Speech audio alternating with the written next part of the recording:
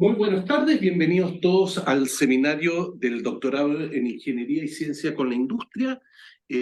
Hoy día tenemos el placer y el honor de contar con el profesor Tomás Egaña, profesor asociado del Instituto de Ingeniería Biológica y Médica de la Universidad Católica y de la Escuela de Ingeniería. Tomás es ingeniero en biotecnología molecular y doctor en farmacología en la Universidad de Chile, además es doctor en biología humana en la Universidad de Lübeck y tiene una habilitación en cirugía plástica experimental en la Universidad Técnica de Múnich. Actualmente es profesor asociado en el Instituto de Ingeniería Biología y Médica de la Universidad Católica, donde dirige el Grupo de Ingeniería y Regeneración de Tejidos. Hoy día Tomás nos va a venir a contar su investigación, fotosíntesis humana como una nueva estrategia terapéutica. Muchas gracias, Tomás, por Muchas gracias, Ari. Muchas gracias, Alejandro, por la invitación. Muchas gracias a ustedes por venir. Gracias también a los que están conectados. En el laboratorio trabajamos en distintos proyectos que tienen que ver con regeneración de tejidos. Yo les quiero mostrar que es de fotosíntesis humana, y lo que queremos acá es que los humanos puedan hacer fotosíntesis como hacen las plantas. Entonces, la fotosíntesis es un proceso súper complejo. A lo mejor hay que aplicar. A ver.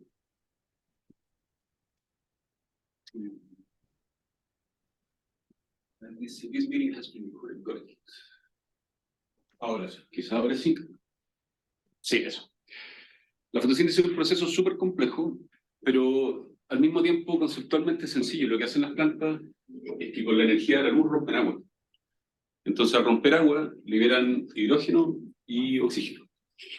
Este hidrógeno es de donde posteriormente se produce la energía, y este es el oxígeno que se libera a la atmósfera y nosotros respiramos. Entonces, lo que es impresionante de esta reacción es que las plantas, al romper agua, lo que están haciendo es que están entregando toda la energía que los sistemas vivos consumen y todo el oxígeno que respiramos. Nosotros en particular en nuestro laboratorio estamos más interesados en el oxígeno que en la parte de energía. Y eso es porque desde un punto de vista evolutivo, los animales hemos desarrollado mecanismos para almacenar energía, pero no para almacenar oxígeno. Entonces eso nos hace particularmente vulnerables al oxígeno externo. Y de hecho esa es la razón por la cual podemos estar más tiempo sin comer que sin respirar. Entonces hay muchas enfermedades o patologías que se relacionan precisamente con que los tejidos no son bien oxigenados. Entonces esta es como la pregunta que tenemos en el laboratorio en términos de esta línea de investigación, que es cómo hacemos que un humano haga fotosíntesis, o en otras palabras, cómo hacemos que un humano rompa agua y libere oxígeno, de manera que los tejidos puedan oxigenarse en base al uso. Y lo primero que es importante decir acá es que a pesar de que son pocos, hay animales que hacen fotosíntesis. Y esto es una muy buena prueba de concepto, porque uno dice, bueno, ¿cómo lo hacemos? ¿Se puede o no se puede? Sí, se puede. ¿Cómo lo hacemos? Ya es una pregunta tecnológica, pero de que se puede, se puede. ¿Y cómo sabemos que se puede? Porque hay animales que lo hacen. Este es parte de la Alicia clorótica, es un molusco marino que se camufla a sus depredadores pareciendo hoja. Entonces, generalmente los moluscos se protegen de sus depredadores, tienen una contradura que los protege. Y en este caso en particular, él se camufla pareciendo hoja, entonces tiene forma de hoja, y para tener color a hoja, lo que hace es incorporar cloroplasto en el cuerpo. Entonces, al incorporar cloroplasto en el cuerpo, adquiere además la capacidad de hacer fotosíntesis. Este animal es impresionante, uno lo puede tener 8 meses en un compartimento con agua, sin oxígeno y sin comida, y es capaz de producir su propio oxígeno y su propio comida. Y estos 8 meses son el tiempo de vida normal del animal. Entonces, en el fondo puede estar toda su vida viviendo de la luz. Y lo otro que es súper importante en este tema, es algo que está cambiando la concepción completa del cuerpo humano de la medicina, y es que el cuerpo está lleno de microbios por todas partes. Más que un cuerpo humano, realmente somos un ecosistema, en donde aquí les quiero mostrar algunos números que son bastante impresionantes. Esta cifra se discute, pero igual más o menos anda por ahí. Si uno toma 10 células del cuerpo, solamente una es humana. Las otras 9 son microorganismos que viven del cuerpo, con los cuales compartimos el cuerpo. Entonces, cuando hablamos de cuerpo humano, estamos hablando de un cuerpo en donde el 90% de las células no son humanas. Y esto tiene implicaciones en un montón de temas, y una de ellas que también es impresionante, es que tenemos realmente 2 genomas. El genoma humano y el genoma de los microorganismos que viven en nuestro cuerpo, o con los cuales compartimos el cuerpo. Y acá les muestro un número también. Cuando se secuenció el genoma humano, se secuenciaron 23.000 genes, que no era mucho, pero eso es porque se secuenció una célula humana. Si uno tomara un humano completo y lo secuenciara, vería que tenemos estos 23.000 genes humanos, y además tenemos más de 1 millón de genes, que son los que corresponden a los microorganismos del cuerpo. Entonces, cuando hablamos del cuerpo humano, estamos hablando de realmente un ecosistema en donde aproximadamente el 10% de las células del cuerpo son humanas y menos de un 5% del genoma son humanas. Entonces, acá surge la pregunta que tenemos hace ya un tiempo, Si dado que somos animales simbióticos, podemos manejar esta simbiosis de manera que podamos hacer cosas que antes no podíamos hacer. Por ejemplo, fotosíntesis. Se me olvidó decirles antes, por favor, interrumpanme cuando quieran comentar, preguntar. Entonces, lo que querríamos acá es que el humano se comporte un poquito como esta hélice clorótica que les mostraba anteriormente, y no en cualquier contexto, sino que, por ejemplo, si tenemos un tejido infartado, que el tejido infartado se autooxigene por luz. Un tejido infartado muere porque no llega oxígeno. Muchas razones por las cuales los tumores son resistentes a terapia es que la concentración de oxígeno baja. Entonces, por ejemplo, si nosotros tuviésemos un tumor y al mismo tiempo que lo irradiamos pudiésemos aumentar la concentración de oxígeno iluminándolo, entonces la radioterapia sería más efectiva. En regeneración de heridas, que les voy a mostrar sobre todo eso, que es lo que hemos hecho más como prueba de concepto, un problema que tienen las heridas que no cicatrizan es que no tienen oxígeno precisamente porque la herida se rompe los vasos sanguíneos. Entonces, como no llega la sangre, no llega oxígeno y el tejido no regenera y tenemos úlceras crónicas. Y lo otro que les voy a mostrar al final es un tema que hemos estado trabajando en los últimos años también, trasplante de órganos, cómo preservamos un órgano para trasplante, y en este caso lo que querríamos, así en el extremo, y que se comportaran un poco como estos animales, que nosotros pudiéramos sacar el órgano del cuerpo, ponerle una cámara de luz y pudiese vivir de la, hasta que nosotros trasplantamos en el receptor. Sí. No, este animal genera los cloroplastos No. de por sí o los consume y como los va a Se comprar. llaman cleptoplástidos, son plásticos robados por definición, y lo que hace él es que lo consume de una alga que se llama Bacteria litorea, y él lo succiona y lo incorpora en su ser. Ahora, eso mismo no lo podría inducir. Uno podría sacar estos cloroplastos y inyectarlo en otro animal y ver qué pasa. Y Tomás, ¿qué pasa? Porque, ok, oxígeno positivo, pero también están todos los procesos de oxidación que Sí. uno tendría problemas. Sí, vamos a conversar un poquito de eso Ya. después, pero claro, lo que necesitamos acá es que el cuerpo se oxigene a niveles fisiológicos y no a niveles patológicos. Ya. Ahora, lo bonito del proceso este es que como el oxígeno depende de la luz, si nosotros produjéramos mucho oxígeno, lo que habría que hacer es bajar la intensidad de la luz. Entonces habría que... Ahora es más complicado porque si alguien preguntara, bueno, ¿y cuánto oxígeno quiere? No sé. No está definido, por lo tanto tampoco sabemos cuánta luz pone. Ya les voy a mostrar un poquito más de eso en los slides que... Este es un proyecto que partió en Alemania hace, no sé, como 15 años, que entonces le pusimos hiperóxido bajo condiciones de luz, que es lo que nosotros querríamos que se oxigene en luz. Entonces el acrónimo del proyecto Hulk, que en alemán es gracioso, en castellano no tanto, pero bueno que el proyecto se llama así. Entonces, lo que hicimos acá, lo primero, y como ven acá ya un proyecto activo, tenemos una patente del 2011, por más de 10 años que hemos estado trabajando en esto, fue desarrollar biomateriales fotosintéticos, que suena súper complejo, pero en realidad lo que hicimos fue tomar algún biomaterial que se utilizara en clínica, literalmente remojarlo en microalgas que hacen fotosíntesis, prender la luz y ahora el material produce oxígeno. Entonces lo que vamos a tener es que un material cuando se implanta, ya no es necesario que se oxigene a través de los vasos sanguíneos, que no están en el material, sino que se va a oxigenar porque el propio material es capaz de producir oxígeno, porque precisamente tiene microorganismos que son capaces de producir oxígeno por fotosíntesis. Entonces les muestro el primer sustituto de piel que hicimos, que está acá. Y de nuevo, suena súper elegante decir esto, un sustituto de piel artificial fotosintético, pero no, en realidad no es eso. O sea, es eso, pero lo que tenemos acá es una esponja de colágeno literalmente remojada en microalgas que hacen fotosíntesis. Ahora, la gracia de esto es que si nosotros prendemos la luz, esta esponja ahora es capaz de producir oxígeno, y si la apagamos es capaz de consumirlo. ¿Ya? Entonces nosotros vamos a regular las tensiones locales de oxígeno, no a través de la red vascular, porque no hay, sino que a través de la iluminación. Y otra cosa interesante que tiene esta aproximación de trabajar con microorganismos es que nosotros podemos hacer que, así como los vasos sanguíneos son incapaces de llevar oxígeno, porque no hay, también son incapaces de llevar ciertas drogas, o por ejemplo antibióticos, antiinflamatorios. Entonces, si nosotros modificamos genéticamente estos microorganismos, lo que vamos a hacer es que liberen lo que nosotros queramos cuando nosotros queramos. Por ejemplo, podríamos hacer que si la herida se infecta, nosotros induzcamos a que estos microorganismos produzcan moléculas antibióticas. Si en una primera etapa, por ejemplo, si el tejido está muy inflamado, nosotros podríamos inducir a que produzca antiinflamatorio, en una segunda etapa, entonces que produzca factores angiogénicos, etcétera, etcétera. Entonces, lo que querríamos hacer acá es más bien transformar estos biomateriales en bioreactores que produzcan lo que nosotros queremos cuando nosotros queramos. Y les quiero mostrar una prueba de concepto también que hicimos con VEGF, que es una molécula que induce la formación de vasos sanguíneos. Entonces modificamos genéticamente estas microalgas para que produzcan VEGF. Y les quiero mostrar un experimento que hicimos en un modelo que se llama Pecedra, que lo tenemos acá, se viene esta impresión para cartonera. En este caso es una larva de pez, y una de las gracias que tiene es que es transparente. Entonces nosotros podemos ver qué es lo que está pasando por dentro. Y esta línea en particular, lo que tiene es que los vasos sanguíneos son fluorescentes en verde, expresan GFB. Entonces nos puede hacer un seguimiento del desarrollo de la red vascular en estas larvas de peces.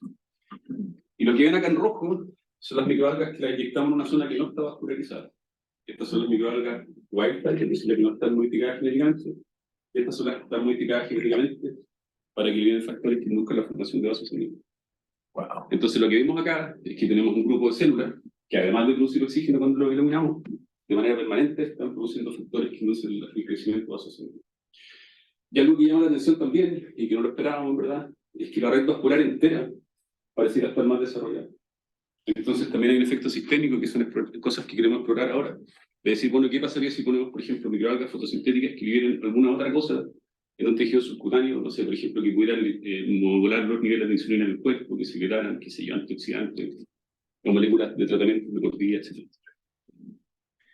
Entonces, el desarrollo de este tipo de células, modificadas genéticamente, que producen oxígeno y producen los factores que queramos, nos permite desarrollar materiales que son iguales a los que les mostré anteriormente, que son capaces de producir oxígeno, y además son capaces de producir factores de crecimiento. Les decía que partimos con un modelo de piel. En parte fue porque era un hospital de cirugía plástica y muchos pacientes de los que teníamos eran pacientes quemados, entonces había una necesidad, de hecho una necesidad de hacer sustitutos de piel. Pero una prueba de concepto. Les quiero mostrar lo que hemos hecho con otros materiales. Acá lo mismo, estas son suturas quirúrgicas, y de nuevo una sutura comercial, que lo que hacemos es remojarla en microalgas, y las microalgas son las que ven acá. Estas esferitas son las microalgas que las tienen que ver como una especie de microfactoría. Y cuando nosotros pongamos, lo que va a pasar es que van a producir oxígeno. De hecho, aquí ven cómo se generan burbujas desde la sutura. Y si es que están genéticamente modificadas, bueno, pues vamos a liberar distintos factores. Por ejemplo, el DGF que les mostré anteriormente, BDGF, el factor que nos gusta. Entonces, de nuevo, lo que queremos hacer es transformar un biomaterial, que en este caso es una sutura, que tiene una función mecánica de juntar los tejidos, a una especie de bioreactor, en donde sea la sutura misma, ya que está en la herida, la que secreta oxígeno y la que secreta factores que mejoren la regeneración. Este es un hidrogel. Lo que les mostré al comienzo era un sustituto de piel. Esto es más bien parecido a un vendaje. Entonces, en este vendaje, el mismo concepto. Tenemos una gasa que le da estabilidad mecánica. Tenemos una mezcla, en este caso, de alginato con microalgas. Lo polimerizamos y vamos a tener un material que prende la luz, produce oxígeno. Y les quiero mostrar un poco cómo se ve el material, pero no sé cómo está el luz, que no lo tengo acá. A ver.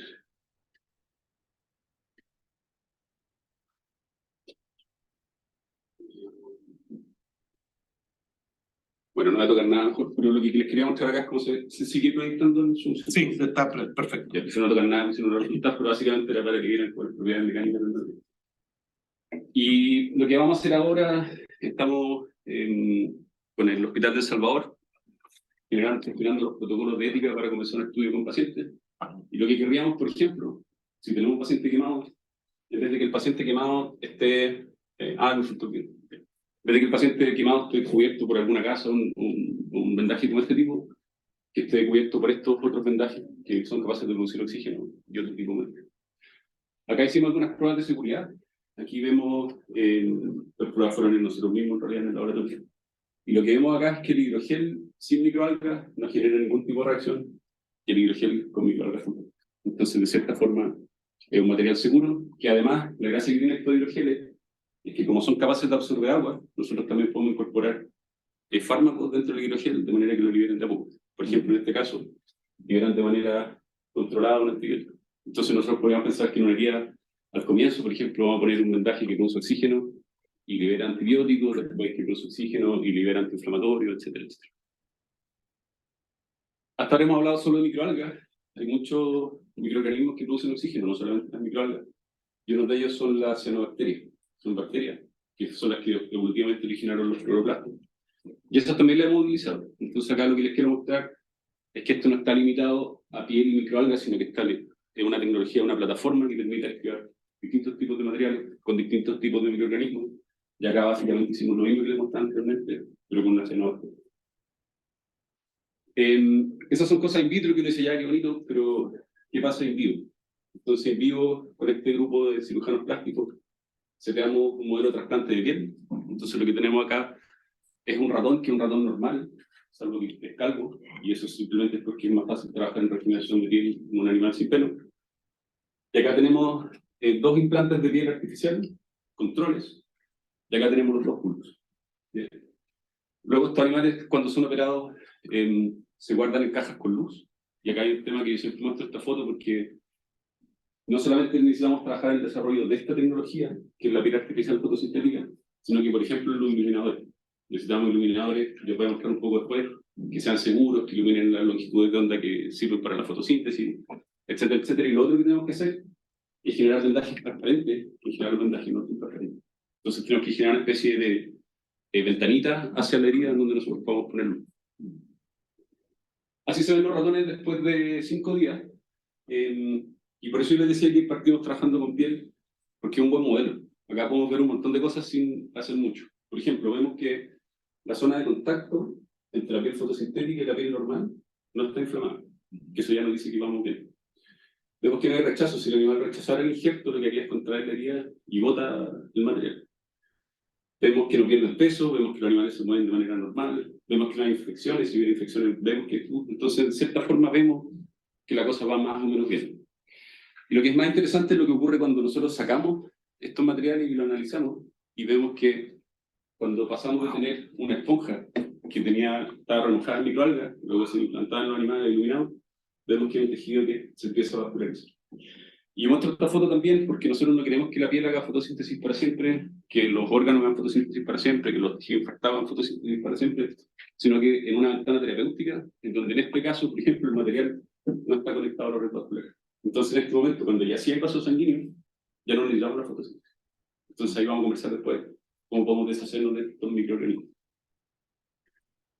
Y lo otro que nos interesaba ver acá, porque uno dice, bueno, sí, están verdes las pieles, pero puede que los microorganismos estén muertos. La superpinaca es verde, pero la espinaca está fotosintéticamente activa. Y es porque la clorofila es un pigmento muy estable. Pero si nosotros tomamos biopsias de estos tejidos, los crecemos en las placas, crecen, entonces están vivos. Y cuando analizamos histológicamente estos días 5 recién, lo que vemos es que la matriz, esta esponja que yo les contaba, que se utiliza para regenerar piel, empieza a ser infiltrada por células de ratón, que son estos puntos azules. En cambio, en el caso de Hulk, vamos a tener estos puntos azules que consumen oxígeno, pero también vamos a tener estos puntos rosados, que son los que producen oxígeno, que son las microalgas.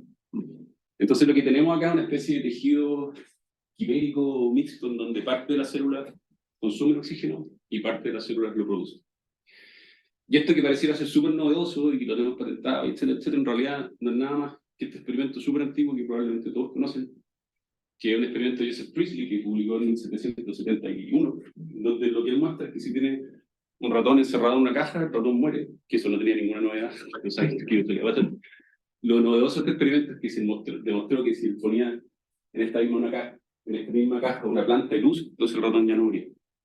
Y lo que nosotros estamos haciendo en realidad en regeneración de heridas es exactamente lo mismo, solamente que en un contexto distinto. Acá va a tener células que consumen oxígeno, que son comparables a los ratones, y células que producen oxígeno, que son comparables a las plantas.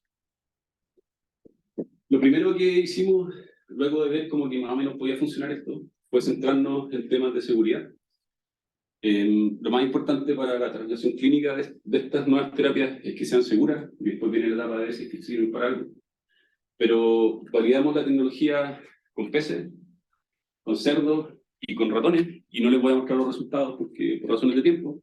Y lo que quiero hacer es mostrarles los resultados de un estudio clínico que partimos en el 2019 en el Hospital de El Salvador, en donde quisimos ver si es que acaso nosotros podíamos implantar microalgas en pacientes humanos y qué efectos tendría. Entonces, como les decía, partimos en 2019, el objetivo era estudiar esto en 20 pacientes, y lo que vimos acá, lo que hicimos acá, en este caso no fue remojar la piel artificial en microalgas, sino que las pusimos con fibrina, de manera que lo que tenemos acá es una especie de scaffold o algo que las mantiene atrapadas en la piel artificial, es una especie de coágulo fotosintético dentro de la matriz.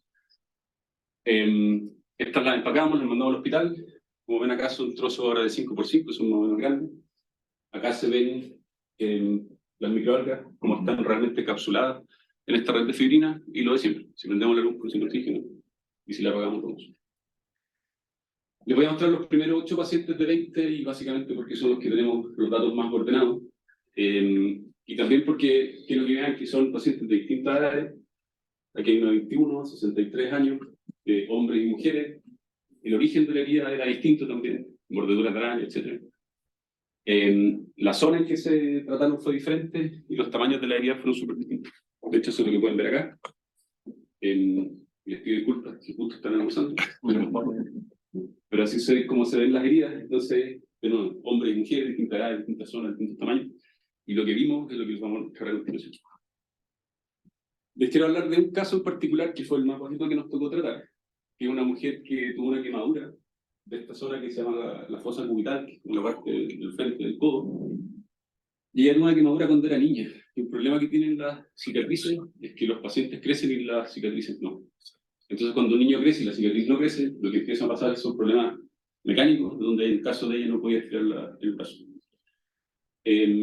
Además, fue una cicatriz que se contrajo, por lo tanto, menos podía estirar el brazo, y además, como forzaba este brazo, se generó una úlcera en el centro, que la tuvo por, no sé, 20 o 30 años, ¿no? Entonces, lo que hicimos acá con el equipo de cirugía plástica del Hospital de El Salvador fue remover esta cicatriz. Se generó una herida nueva. Lo que vemos acá es que este tendría que haber sido el tamaño de la cicatriz para que la paciente hubiese podido estirar el brazo. Entonces, el desafío era ahora regenerar este tejido, que en este caso es un defecto que se llama de piel de espesor completo. Lo que ven acá es el tejido subcutáneo, acá no hay piel, lo que es de espesor completo. Entonces, lo que se hizo acá fue lo mismo que le mostré en ratones. Se trasplantaron, se implantaron estos trozos de piel de 5x5. Vemos acá como el equipo de cirugía fija las matrices tanto al borde de la herida como entre ellas mismas. Y de nuevo, teníamos que iluminar las heridas, entonces acá este iluminador que hicimos, que después va a contar las modificaciones que estamos haciendo. Y esto es lo que se observa en los primeros días. Es un poco distinto a lo que vimos en ratones en términos de los colores. Acá vemos como el verde se empieza a perder. Lo que hemos visto es que en realidad más que se pierda el verde es que como se infiltra con rojo, queda café. Pero si no tiene un poquito de microalga y le pongo un poco de sangre, deja de ser verde y café, es por mezcla de color. Ahora, lo que sí se parece a los ratones, que en términos de seguridad es súper importante, es que la zona de contacto entre la piel artificial y el tejido no se inflama. Ya estamos hablando de que cada centímetro cuadrado acá tiene 1 millón de microalgas, y esta herida creo que tenía 140, 160 centímetros cuadrados. O sea, estamos hablando de muchísimas microalgas, que por una razón que podemos discutir después, que tampoco tenemos muy clara, no genera una respuesta inmune en el paciente. Estas matrices de regeneración de piel, yo los quise enredar al principio, pero en realidad son matrices de regeneración de dermis. Lo que hacen es que regeneran la dermis, que es lo que vemos acá. Estos son, creo que 2 semanas luego del injerto. Luego se remueve esta capa que se ve acá un poco brillante, que es una capa de silicona, y sobre esta dermis regenerada se hace un autoinjerto. Entonces se saca piel del propio paciente de otra zona, una sección muy delgada de piel, y se implanta sobre él. Se deja con una terapia de presión negativa, y este es el estado actual de la herida, que lo que tenemos entonces es que efectivamente no es 100% piel. Lo que tenemos acá es una cicatriz. Esto no transpira, esto no siente, pero sin duda es mejor que esto, pero un hoyo completamente. La foto, luego de 1 año y medio del tratamiento, son estas. Vemos acá que la paciente, por un lado, recuperó la movilidad, y por otro, que la calidad de la cicatriz es muchísimo mejor a la que tenemos. Ahora, en términos de eficacia, no podemos decir nada. Lo que sí podemos decir es que en términos de seguridad, la presencia de las microalgas no impide que regenere la piel. Y ahí el paciente no tiene efectos secundarios, etcétera, etcétera. Entonces, como tecnología es segura, y al menos creemos, por lo que hemos visto, es que no perjudica la regeneración. Entonces, esto lo hemos visto en 20 pacientes, y lo que viene ahora es el estudio que es como más desafiante, que es ver eficacia. Uno dice, ya que bonita la tecnología, pero quizás no sirve para nada. Efectivamente, puede ser que no sirva para nada. Entonces, lo que necesitamos ver ahora es en 40 pacientes, si es que la zona de injerto que están iluminadas y con microalgas tienen algún efecto positivo en el proceso regenerativo. Por ejemplo, que regeneren más rápido, que se infecten menos, que la calidad de la cicatrización sea más rápida, que días que no regeneran antes, ahora sí regeneren. Esos son los factores que vamos a ver. Ojalá este año ya empecemos a tratar los primeros pacientes. Ahora, antes de eso, lo que necesitábamos hacer era hacer unos settings que eran importantes. El primero era un tema logístico, que publicamos en taller, el 18 de julio, que era cómo almacenar estos materiales. Un problema que tiene trabajar con biomateriales vivos, con células madres, etcétera, etcétera, es que la logística es muy compleja. Entonces, como estas microalgas son capaces de más o menos hibernar o hacer un proceso parecido al que hacen los animales cuando hibernan, Dijimos, bueno, ¿qué pasa si simulamos las condiciones? Les quitamos el nitrógeno, les quitamos la luz, les quitamos los nutrientes, los ponemos a bajas temperaturas, a ver si los materiales son capaces de hibernar, y efectivamente son capaces de ser almacenados por al menos 6 semanas sin perder sus propiedades. Y eso nos permite entonces hacer stocks todos los meses para mandar los hospitales, hacer estudios multicentro con otros hospitales también. Y lo otro que fue fundamental, además de este tema logístico, que era súper complejo en el estudio de fase 1 que hicimos, es el tema de los iluminadores. Como el objetivo del estudio anterior no era ver el efecto de la luz, era ver el efecto de las algas, tampoco nos preocupamos mucho de los iluminadores, pero en este caso lo que necesitamos es un sistema de iluminación que sea ergonómico, autónomo en términos de material, que la luz no sea azul como la vieron antes, sino que sea roja, que tiene mayor penetración, pero la luz roja podría calentar, entonces tiene que ser un sistema que tenga un mecanismo de que sea luz roja pero fría, que sea seguro, obviamente no va a ser y que además sea portable. Los primeros pacientes del estudio anterior que les mostré estaban hospitalizados, pero el objetivo acá es que sea una terapia ambulatoria. Entonces el sistema tiene que ser portátil y eso es lo que estamos trabajando y necesitamos esto antes de empezar el estudio de fase 2. Eso es lo que tiene que ver con piel. Es verdad que nos interesaba regenerar piel, pero también es verdad que nos interesaba la piel porque es un buen modelo de estudio, porque se ve lo que está pasando, porque es más simple iluminar, porque podemos ver de manera más o menos rápida si la calidad de la piel es buena o mala.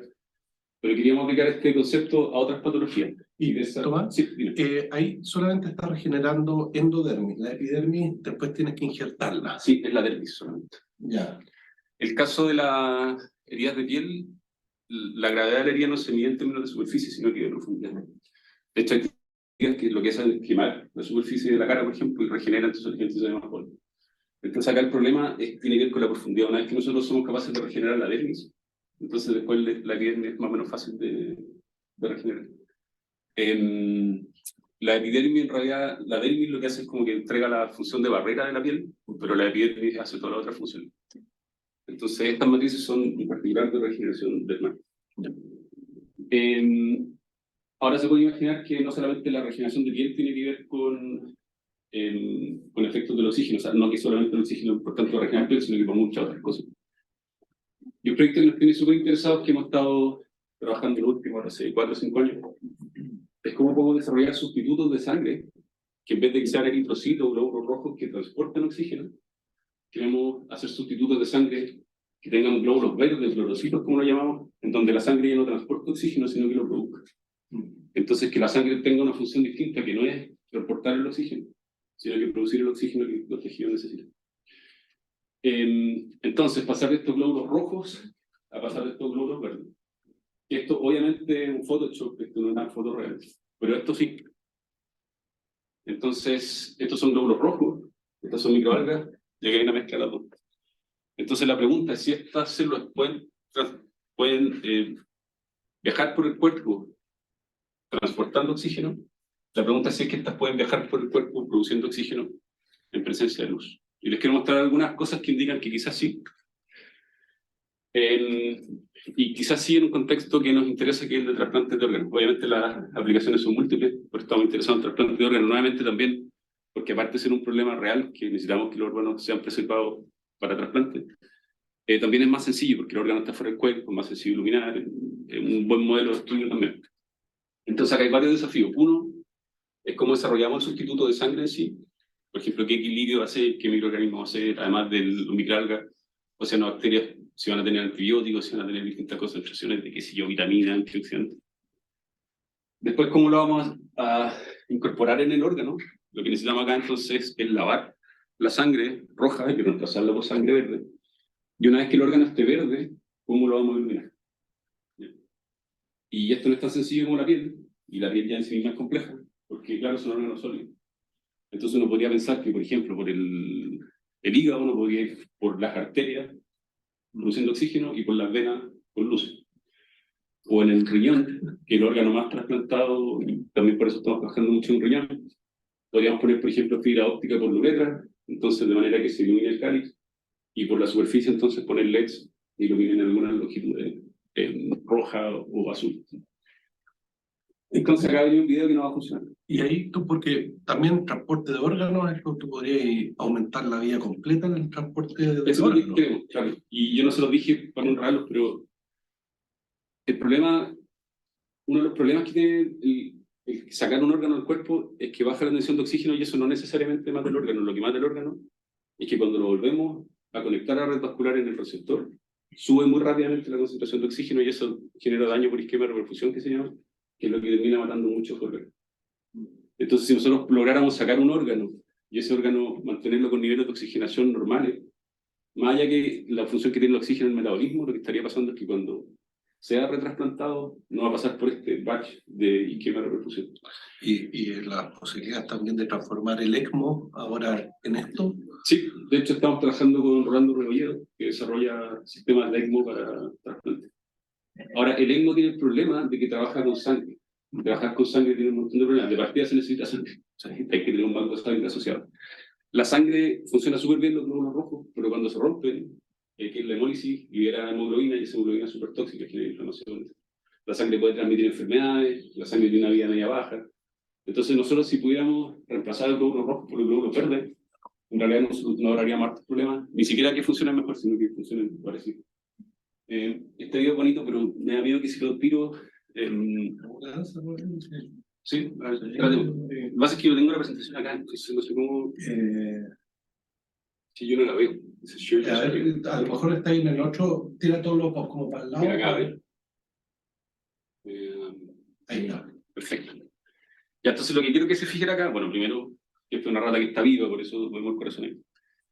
Y por acá lo que está entrando es una solución de perfusión estándar, transparente, que en algún momento van a empezar a entrar las microalgas fotosintéticas. Entonces, entran al sistema arterial, y lo que tenemos acá es que uno de los riñones está bloqueado. Hay un clamp acá que impide que lo que entra por acá, fíjense ahora que la sangre verde vaya a este riñón y viene a este. Entonces fíjense cómo empieza a cambiar de color el órgano rápidamente. Y eso es porque, de nuevo, estamos reemplazando la sangre roja por la sangre verde. Entonces lo que tenemos acá es efectivamente que los vasos sanguíneos, y eso lo voy a mostrar después, lo que corre no son glóbulos rojos, sino que lo que corre son glóbulos verdes, y voy a adelantar el video porque es un poquito largo. Pero básicamente lo único que van a ver es que al final del video el órgano está más verde que acá.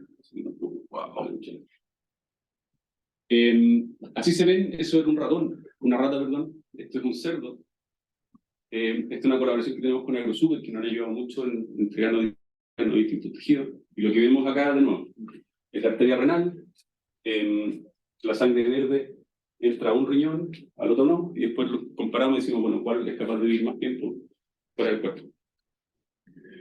Entonces acá vemos los glomérulos, esta es la corteza renal, y si se fijan, los glomérulos están completamente perfundidos por los glóbulos verdes, esas son estructuras que normalmente son rojas. Y también la red vascular del cáliz renal está completamente lleno de estos microorganismos que hacen fotosíntesis. Este es un riñón, pero es un riñón porque sí. Empezamos a trabajar con riñones porque es un órgano más desafiante también como un órgano que filtra. Pero lo que ven acá es un hígado, ocurre exactamente lo mismo. Este es un hígado lavado y este es un hígado perfundido con microorganismos fotosintéticos.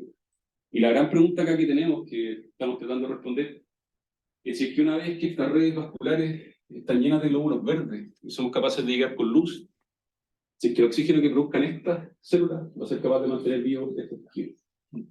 Es que una pregunta que no vamos a poder responder hasta que no tengamos bien definido el tema de las perfusiones, de los iluminadores, etcétera, etcétera. Pero les quiero mostrar algunos experimentos que indican que podría ser posible.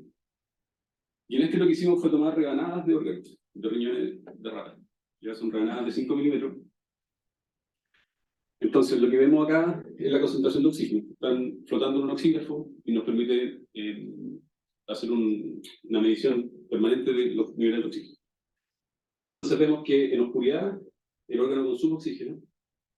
Si prendemos la luz, consume el mismo oxígeno que antes. En el fondo no hay un efecto de la luz en el consumo de oxígeno del órgano. Si agregamos los glóbulos verdes, en este caso 4 millones de glóbulos verdes por rebanada de riñón, la pendiente se hace cero. Es decir, que estos glóbulos verdes están produciendo el oxígeno necesario para el metabolismo de este tejido. Y después, si apagamos la luz, la concentración vuelve a bajar. Y Tomás, ¿el cuerpo es capaz de absorber ese oxígeno, de hacer el intercambio, o porque al final los eritrocitos, los hematocritos hacen el intercambio también? Una cosa es tener oxígeno y la otra es poder intercambiarlo. Claro, lo que hace el glóbulo rojo es que lo libera por difusión. Y eso atraviesa por la matriz celular y llega a la célula. Estos también deberían hacer eso. Ya. lo liberan y por difusión debería llegar. Ahora, lo que no tengo muy claro es que el glóbulo rojo además capta CO2. Estos bichos igual consumen CO2, pero no tengo las curvas para saber cómo estequiométricamente cuánto capta. Ah, ya. Ahora podría haber un beneficio doble ahí, de que por un lado están produciendo cosas, oxígeno, qué sé yo, pero también están captando otras cosas. Por ejemplo, CO2 que produce acidosis en algunos órganos, y eso también es tóxico. O en la herida, algo que no hemos estudiado en detalle. Ahora, estos 4 millones de algas están fuera del órgano. Ya el órgano está flotando en un glóbulo rojo. Pero nosotros lo que hicimos después fue meterlos dentro de la red vascular. Entonces acá lo que tenemos es un poco lo mismo, estos 4 millones de microalgas están en las redes vasculares de las rebanadas de riñón. Y aquí vemos los controles, es decir, sin glóbulos verdes, en oscuridad y luz, con glóbulos verdes en oscuridad y luz, y eso se dejó incubando 24 horas en hipoxia, es decir, sin oxígeno. Y lo que vemos en la histología es que un análisis histológico hecho por un grupo independiente nuestro muestra que el daño endotelial es menor cuando hay luz y microalgas, que el daño glomerular es menor y que, bueno, el daño tubular es más o menos igual, pero que el promedio de daño es menor en presencia de microalgas y luz. Ahora, obviamente que hay que optimizar mucho este proceso, pero esto nos indica que quizás somos capaces de que el órgano mismo sea capaz de producir el oxígeno que necesita. Entonces, con esto termino. La pregunta también es, bueno, si el oxígeno es tan importante, si el metabolismo aeróbico básicamente descansa sobre el oxígeno, ¿por qué evolutivamente los animales no desarrollan mecanismos fotosintéticos en donde sean capaces de producir su propio oxígeno? Y hay como discusiones en blogs biológicos y hay un montón de teorías. Yo creo que en realidad lo que pasó es que como vivimos en un ambiente rico en oxígeno no fue necesario. Y no es necesario hasta que tenemos un infarto, hasta que tenemos un tumor que queda irradiado, hasta que tenemos un trasplante, que son todos procesos que biológicamente no existían hasta ahora. Es como la pregunta de por qué un pez de agua dulce no almacena agua, que vive en el agua. Los camellos no almacenan agua porque viven en el desierto. Las ballenas, por ejemplo, que son mamíferos que volvieron al mar, sí son capaces de almacenar oxígeno en la mioglobina, porque están en un ambiente que no es rico en oxígeno. Y pasan otras cosas que últimamente fueron súper importantes, y es que, por ejemplo, para que un animal haga fotosíntesis tendría que ser transparente. En general, los animales están cubiertos de pelos, de plumas, de escamas.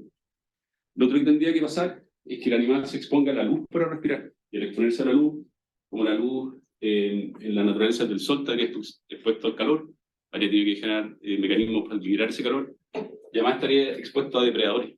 Entonces sería un riesgo innecesario respecto a respirar como respiramos.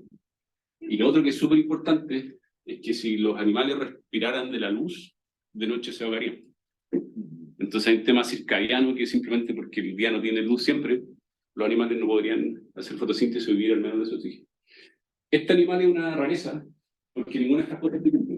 Los moluscos son más o menos transparentes, este bicho se camufla, pareciendo hojas, entonces no se lo comen los depredadores cuando se expone a la luz. Al exponerse a la luz no se expone a altas temperaturas, porque está en el agua, entonces está a la temperatura del agua. Y lo otro es que igual respira de otra forma, entonces si no está en la luz, igual es capaz de incorporar oxígeno. Entonces lo que nosotros planteamos hace ya un tiempo es que efectivamente estos fueron factores súper importantes durante la evolución de la especie, pero que son desafíos tecnológicos más o menos menores. Nosotros podemos iluminar a un paciente sin que no se lo coma un depredador, que se quede, podemos iluminarlo por el tiempo que queramos. Entonces lo que nosotros queremos hacer es mover un poco este tema evolutivo, lo que llamamos lobo fotosintético, que sería un humano capaz de hacer fotosíntesis, que tendría microorganismos simbióticos capaces de hacer fotosíntesis. Y algo que, una teoría que me encanta y me encanta porque me conviene, es que hay una teoría de que los extraterrestres no vienen de otros planetas, sino que vienen del futuro. Y lo bonito de esa teoría es que en el futuro los extraterrestres son buenos. Lo que muestra en cierta forma el impacto de nuestra tecnología en el futuro, pero también, yo no hice este mono, lo bajé de Google, pero es interesante que se imaginara cómo sería un humano fotosintético. Por ejemplo, tiene la nariz atrofiada, la boca atrofiada, los cuerpos chicos, porque si fuera capaz de producir su propio oxígeno y fijar su propio carbono para que quede todo el sistema respiratorio o el sistema digestivo, entonces serían humanos verdes, que tendrían clorofila, de cuerpos pequeños, cabezas grandes, que es un poco como lo dibujan en las películas de ciencia ficción.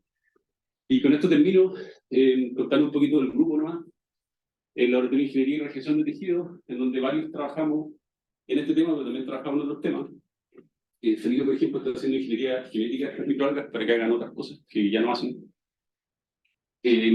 La Dani es la que está en el proyecto de trasplantes de órganos, Rocío es la que está acá con los estudios clínicos, Pablo Rosas, que es estudiante de este programa, está desarrollando un sustituto de piel artificial con colaboración con AgroSuper, que yo no les conté, pero un trozo de piel artificial del tamaño de una hoja A4 cuesta 5 millones de pesos. Entonces, en la práctica lo que ocurre es que el sistema público no tiene acceso a estos materiales. Entonces, estamos desarrollando un material comparable que nos permitiera ojalá, masificar esta tecnología. La Connie enfermera está a cargo de todo lo que tiene que ver con pacientes. La Connie estuvo trabajando con Biofilms, con un grupo de Biofilms que está acá en la universidad, estudiando el efecto de los microorganismos en la regeneración.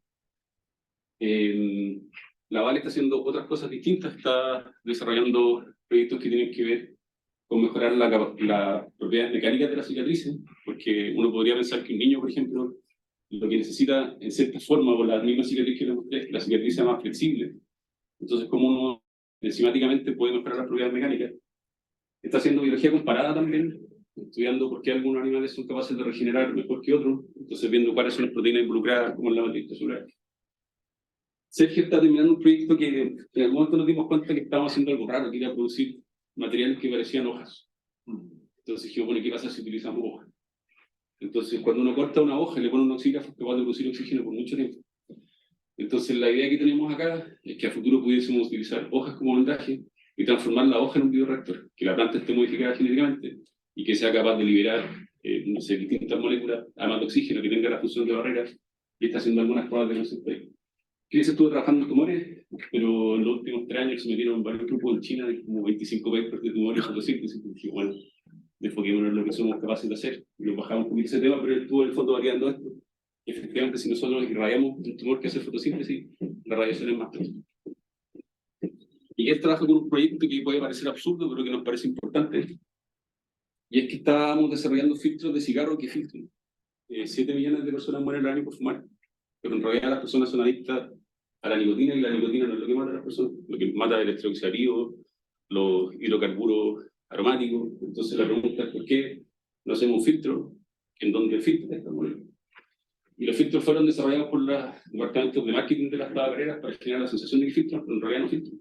Y como consecuencia, 7 millones de personas mueren al año. El filtro light, para darles una idea de cómo funciona el sistema, es un filtro que tiene hoyos. Entonces, cuando uno fuma, el humo entra con aire, entonces uno tiene la sensación del aire, pero no es que entre menos humo, es que entra humo y muy con aire. Miguel está trabajando en nuevas terapias para el tratamiento de osteoporosis, de nuevos temas mecánicos y cómo mejoramos la estabilidad de los huesos. La Val estuvo en las primeras etapas del desarrollo de los trasplantes. La Valentina Grosso estuvo en los trasplantes. Y la Vale Vargas está diseñando microorganismos que puedan no solamente producir oxígeno, sino que transportarlo. Entonces, un proyecto ahí un proyecto de exploración de la NIT, y la idea es desarrollar un sustituto de sangre. Así que eso. Muchas gracias. Muchas gracias, Tomás. ¿Preguntas en la casa también? Yo tengo una pregunta. Andrés. Bueno, yo desconozco un poquito los temas, pero me pareció muy interesante y mi pregunta es si estas aplicaciones que se habían con injerto se pueden realizar en cualquier tipo de paciente, por ejemplo, que tenga una patología como de diabetes o etcétera. ¿Es implementable en cualquier tipo de persona? Esa es la misma pregunta que tenemos nosotros. Nosotros hemos demostrado que la tecnología es segura en pacientes sanos. O sea, son pacientes que tienen heridas, pero no tienen comorbilidades como diabetes, etc. Entonces, las preguntas que vienen ahora es eso. Si es que también es una tecnología segura para pacientes, ojalá, como dices tú, que tengan úlceras crónicas, por ejemplo, diabéticos, que serían heridas que no cierran, precisamente porque no hay oxígeno y que ahora sí sean capaces de cerrar. Pero eso viene ahora en la segunda parte del estudio en términos de eficacia. Así que una respuesta que no te puedo dar todavía. Pero una súper buena pregunta. Ok, muchas gracias. El cuerpo no genera ninguna reacción de rechazo ante esto. Es súper raro, lo hemos estudiado mucho y no vemos nada. Yo después de mucho darle vueltas y no encontrar ninguna respuesta molecular, creo que lo que pasó es que las microalgas nunca han sido parásitos de nada. Nunca hemos tenido que lidiar con las microalgas, no tienen, por ejemplo, los macrófagos reconocen ciertos patrones, el LPS, que está asociado a bacterias, las doble hebras de RNA que están asociadas a virus, pero como las algas nunca han sido parásitos, porque tienen que estar por afuera haciendo fotosíntesis, no están metidos en los oídos, en los pies, como otros organismos. Yo creo que simplemente hemos desarrollado mecanismos para luchar contra ellos. Y eso abre estas posibilidades, porque nosotros podríamos hacer terapias celulares, por ejemplo, en donde estas microalgas no buscan oxígeno, sino que buscan otras cosas. Y eso nos evitaría el riesgo, por ejemplo, de si ponemos un fibroblasto que está genéticamente modificado, el fibroblasto va a desarrollar un tumor, la alga no forma un tumor. Ahora, ¿por cuáles son los mecanismos moleculares a través de los cuales el cuerpo no reacciona frente a esta alga? No lo sé. Capaz que secreten algo que habría que aislar. No sé. Y se ha demostrado a través del tiempo también que el cuerpo tampoco a través del tiempo vaya a generar una reacción que de repente haga una mutación y genere justamente unos... Lo que vemos que al principio nos preocupaba qué va a pasar con esta alga después, porque hay un momento que ya no necesitamos, y se nos dio vuelta un poco la pregunta, porque lo que vemos en los tejidos es que, a diferencia de los ratones, histológicamente no vemos las microalgas, probablemente mueren y los macrófagos se les comen. Pero la pregunta es cómo hacemos que vivan más tiempo. Entonces ahí tenemos una línea de desarrollo que, por ejemplo, probando con microorganismos de ambiente extremo, con extremófilos, hay una colaboración ahí con la Universidad de Stanford. Y veces que estos bichos que son capaces de crecer o de vivir en esos ambientes extremos son capaces de vivir más tiempo. Cuando yo les mostraba que éramos capaces de en un ratón tomar una biopsia y crecer las algas, lo que podríamos hacer es lo que se llama evolución dirigida, y quedarnos con esta fracción que vive y volver a ponerla, y inducirle mutaciones, por ejemplo, y volver a ponerla, y de alguna manera ir seleccionando una población que sea más resistente a las condiciones que a nosotros nos interesan, que pueden ser trasplantes, cocinería. Y lo otro que hay que ver es que existen muchísimos miles de millones de microorganismos fotosintéticos, entonces hay que buscarse el correcto para la aplicación correcta. Y probablemente no sea el mismo para todos, sino que va a ser uno diferente para el tratamiento de patología. Una consulta. ¿Qué pasa en la fase donde no hay luz? ¿En qué? La respiración. En La el fase de proceso. respiración. Claro, lo que pasa es que en la herida esa fase no va a existir porque lo hago iluminación. Pero esas son 24 horas de iluminación, pero en la naturaleza lo que hacen es que consumen oxígeno. Claro, pero si se piensa hacer un tratamiento va a estar constantemente, por ejemplo, la persona que fue trasplantada tenía constantemente la luz. No, en este caso, como el iluminador se calentaba, tenía ciclos de iluminación de luz prendida y apagada. Ahora, el iluminador que desarrollamos, el nuevo, nos va a permitir iluminar por 24 horas. Por ahí también hay un tema súper importante y uno dice, y no lo sabemos, es si la luz en sí va a ser tóxica o no. Porque, por ejemplo, la piel de luz, pero si uno toma un riñón, un hígado y lo ilumina, podría haber una respuesta como una fototoxicidad, que no sabemos si existe, pero lo que sí sabemos que no existe es que esos órganos estén estimulados por luz. Entonces, si existiera una reacción tóxica, lo que habría que hacer, por ejemplo, que cogiera mucho oxidativo a la luz, por decir cualquier cosa, habría que incorporar antioxidantes a soluciones de percusión. ¿Por qué no ir directamente a las enzimas citocromo que permiten?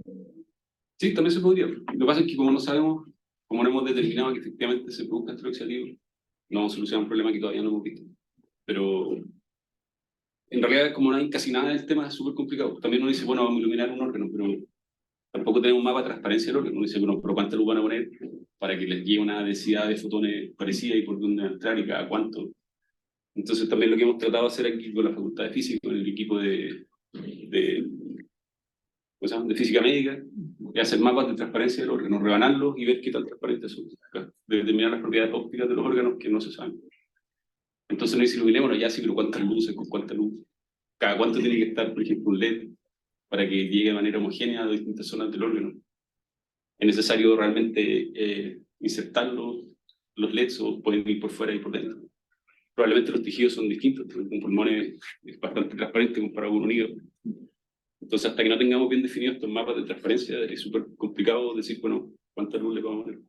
Y no sé si en la parte de regeneración de la médula espinal el oxígeno es algo tan relevante, pero uno podría buscar otro mecanismo bajo esta misma lógica que apoye en la regeneración que hay. En teoría sí, pero es mucho más complejo. Experimentalmente también por eso que nosotros trabajamos con piel, porque es mucho más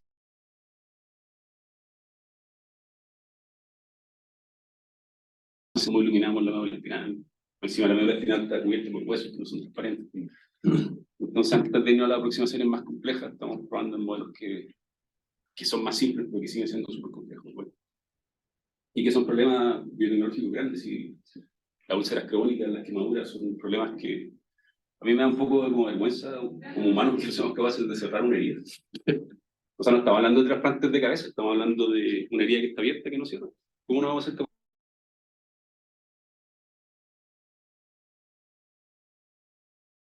de abierta que cierra?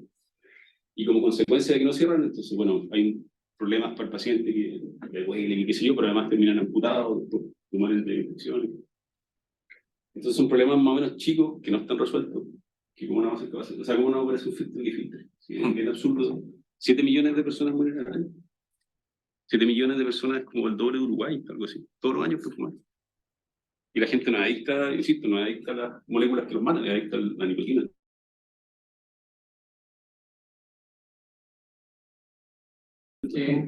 Adelante. Sí, no sé si me perdí a lo mejor en alguna parte de la presentación, pero claramente en el caso de recuperar la piel, que tiene contacto con la luz de manera directa, porque uno puede estar en la calle y estar en contacto con la luz. Ya. ¿Qué pasa con los órganos internos? Porque entendí que, claro, tú puedes mantener, y a lo mejor un órgano que va a ser trasplantado se mantiene mayor tiempo en buen estado que otro que no está expuesto a los glóbulos verdes. Pero si un paciente no quiere o no necesita un trasplante de órgano, no me queda claro cómo irradias luz a ese órgano que está interno, que eventualmente no lo puedes exponer, y que no necesita trasplante. Y no sé si está relacionado, pero una segunda pregunta es, yo he entendido todo este rato que es la luz visible. No sé si han experimentado o tienen algún dato respecto de otras frecuencias de onda en del espectro. Sí, súper buena pregunta. La primera es que, claro, hay que diseñar implantes que evitan luz. Y va a depender del tejido. Por ejemplo, si queremos una úlcera gástrica, bueno, hay que implantar ahí de alguna manera poner un LED que produzca luz. O los pulmones, por ejemplo, las cavidades serían fáciles porque no va a luz ahí. Ahora, de nuevo, antes de responder a las preguntas más sencillas, no queremos pasar a las más complicadas. Si no somos capaces de diseñar un órgano bien iluminado de fuera del cuerpo, menos vamos a ser capaces de hacerlo dentro del cuerpo. Entonces, queremos ir por etapas, en donde la primera etapa es ver un órgano aislado. Y respecto a la luz visible, no es cualquier luz. Las plantas son verdes, bueno, las que son verdes, que son la mayoría, porque absorben en azul y en rojo. Entonces, lo que nosotros estamos haciendo son iluminadores o de luz roja o de luz azul. Y no existen plantas, y no sé por qué, de hecho hay una discusión como evolutiva de por qué las plantas no son negras, que no deberían ser negras para optimizar la captación de luz, pero no son negras, probablemente porque se calentaría mucho, se evaporaría agua, que absorben, por ejemplo, radiaciones de otras frecuencias. Sería espectacular que, por ejemplo, pudieran hacer fotosíntesis con campos magnéticos, que utilizaran esa energía para romper agua, pero no lo hacen. Y no lo hacen porque están diseñadas para vivir en un ambiente en donde ahora, si uno pudiera hacer ingeniería de proteínas y empezar a pensar cómo hacerlo, sería espectacular. Lo que sí pasa y se hace es que la molécula de agua se puede romper de otra forma, que es la electrólisis del agua. Y un poco va por el lado del hidrógeno verde. Uno rompe agua con electricidad y claro, sale oxígeno y hidrógeno. Y después uno lo junta y eso explota. Pero ¿cómo hacemos electrólisis dentro del cuerpo? No sé. Ahora yo creo honestamente que poner luz en el cuerpo no es perfecto. O sea, podría ser un catéter, por ejemplo, en vez de que vaya con una cámara que hace un video, que tenga sistemas de iluminación. Fibra óptica muy delgadita. Pero